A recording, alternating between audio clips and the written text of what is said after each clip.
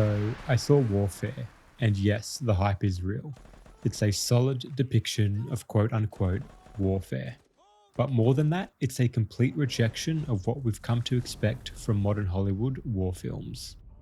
War in cinema is often staged like a ballet, choreographed, precise, beautiful, and above all, romanticized. But warfare doesn't romanticize anything, it documents. Gone are the sweeping hero shots and rousing speeches. In their place, chaos, confusion, and the quiet procedural grind of staying alive. The film is co-directed by Alex Garland and Ray Mendoza, himself a former Navy SEAL who actually took part in the mission the film is based on. And it's because of this first-hand experience that Warfare manages to reinvent the war genre, not through spectacle, but through suffocating realism. It abandons narrative structure, soaring scores, emotional payoffs, and even character arcs, in favour of something raw and unfiltered. This isn't a story about modern warfare, it's an immersion into it. And in that shift, Warfare doesn't just reject the conventions of Hollywood war movies, it buries them, which fittingly is echoed by one of the film's posters, where a soldier is practically covered in dirt. Anyway, I digress. In this video, I want to break down what Warfare is doing beneath the surface. I'll touch on the tropes it's rejecting, but more importantly, we'll look at the cinematic language it's using instead and why it seems to be resonating with critics and audiences alike. Now, if you're not familiar with the film, it's just come out and tells the story of a Navy SEAL unit tasked with setting up a surveillance post in a civilian apartment during the Battle of Ramadi during the Iraq War in 2006. What starts as a routine mission quickly turns into a deadly ambush, as the team finds themselves surrounded by Al-Qaeda forces who want nothing more than to kill them. Oh, it looks like they're getting their jihad on. What makes Warfare unique is that it's based on a true story, and not in the loose Hollywood sense. As I mentioned, co-director Ray Mendoza was actually there. The film opens with a simple line.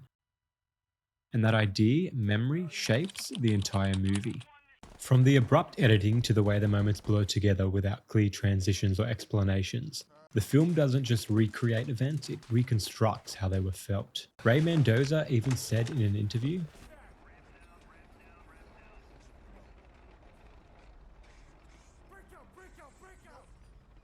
we'll get deeper into that later, but it's worth holding on to, because once you know this is the soldiers' lived experiences, not a dramatization, it changes how you read the film. Now, this has to be one of the most refreshing openings to a war film I've seen in years. After a few title cards that set the tone, we open on the Call on Me music video. It's loud, hypersexualized, and absurd in the most mid-2000s way possible. Then we see the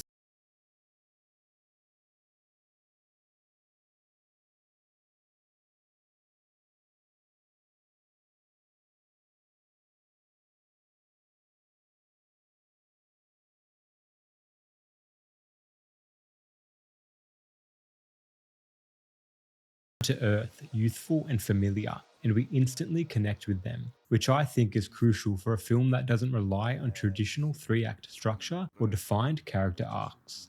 And just as we're settling into this moment of levity, it hard cuts. The music stops. No fade, no transition. We're now just on a wide shot of an Iraqi street at night.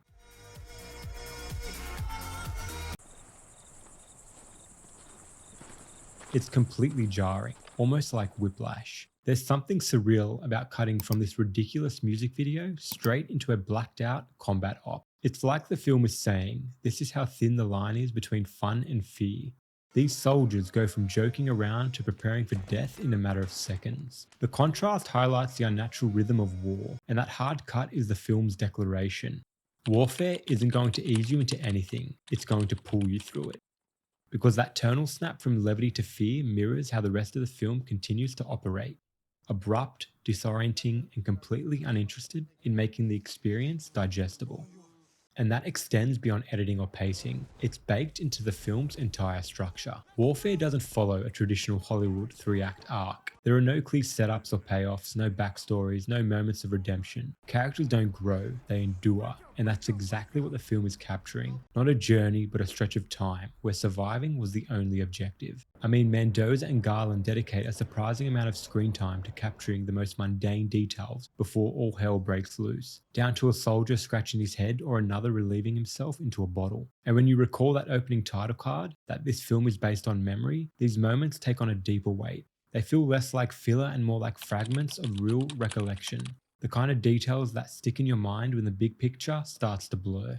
As a result, the audience doesn't just watch the war, we're embedded in it. It shifts the viewing experience from passive to participatory, placing us right there in the room, in the silence, in the tension, waiting. The lack of conventional narrative structure isn't a flaw, it's the point. By stripping away storytelling devices, the film traps us in the immediacy of the moment, just like the soldiers. No foreshadowing, no relief, just now. The whole time you're waiting for it to hit, some kind of familiar story beat, a call to adventure, heroic moment, the usual arc where someone steps up to save the day, but it never comes. In fact, you don't even have time to think like that until the film's over, because from the moment the soldiers enter the building, you're locked in, completely present, just like they are, anticipating danger at every corner.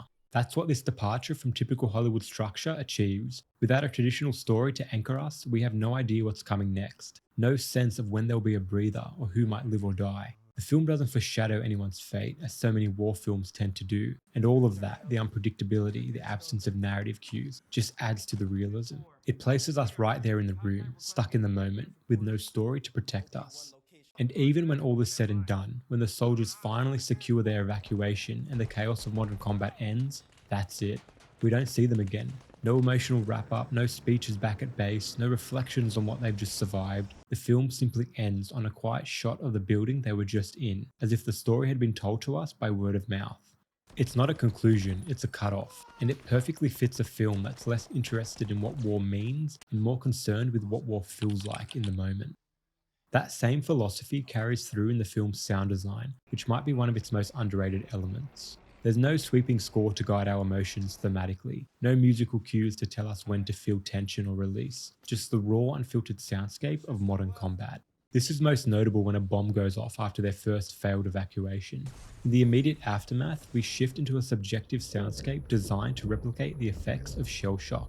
Everything becomes muted, muffled, and high pitched, as if we're hearing the world from underwater. It's a familiar technique in war cinema, but warfare takes it a step further. The film begins to shift between the perspective of different soldiers, subtly altering what we hear based on where each of them is positioned in the space. The sounds don't change in tone, they change in placement, creating a disorienting but immersive audio experience, especially noticeable when watching the film in cinemas. It's a small detail, but one that reinforces the film's central goal, to make us feel the moment, not just interpret it. And that feeling isn't just about realism, it ties directly into the film's memory-driven structure. The sound design becomes a kind of sensory fragmentation, echoing the way traumatic memories are often recalled, distorted, disconnected, and incomplete. Then the film hits us with another abrupt cut, this time from the subjective, shell-shocked soundscape back to objective normal sound.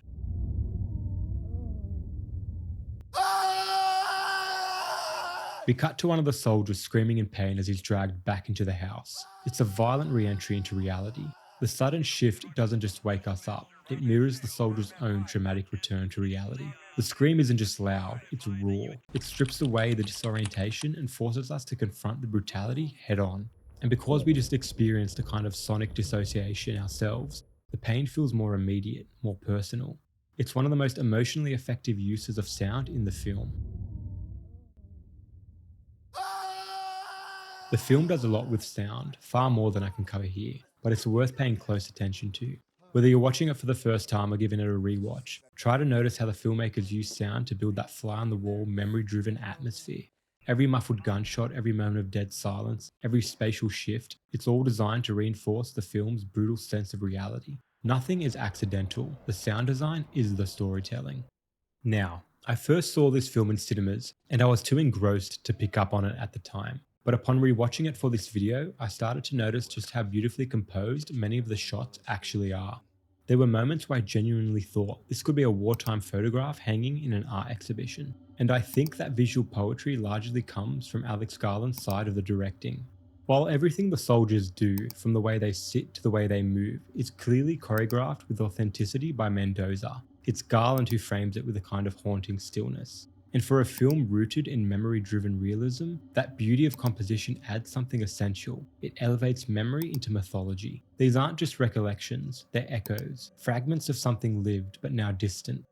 Another element that completely drops you into the fly-on-the-wall realism is the military jargon. East of Root Boiler. At 0912, we saw massing at building It's brutally accurate. There are no translations, no hand holding for civilian audiences. If you're not familiar with the language, half the time you're just watching these guys give and take orders without fully understanding what's being said. And that's the point. It adds to the suffocating atmosphere, not just of physical confinement, but of mental disorientation. You're not just trapped, you're out of the loop. Another standout moment comes later in the film during the OP2 team's firefight as they move through the streets toward our main character's position to help them. Most war films, and action films in general, tend to lean heavily on handheld, shaky camera work to convey chaos. But during this firefight, Garland and Mendoza take a different approach. The action, which is no doubt as authentic as it can be, is captured with smooth, locked-off shots, cutting between Steadicam movement and static tripod frames. The absence of handheld shakiness gives the sequence a kind of eerie clarity.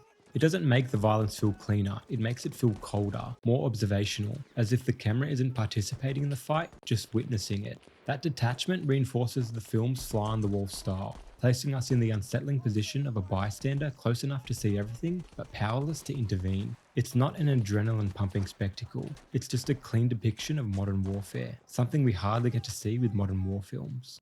There's so much more to warfare than just being a real depiction of modern combat. It's a film laid with cinematic language, quietly complex in its craft yet brutal in its impact. For filmmakers, especially those exploring war stories, it's a new kind of blueprint, one that trades conventional structure and emotional payoff for immersion, disorientation, and procedural truth. It does exactly what it sets out to do, and it does it without compromise. By the end, we're not left with a sense of resolution. We're left with something closer to what those soldiers likely felt, a hollow, senseless aftermath. And whether you've served or not, it's hard to watch this and not come away with an even deeper respect for what active soldiers put themselves through. Warfare doesn't just depict war, it reinvents how it can be shown on screen.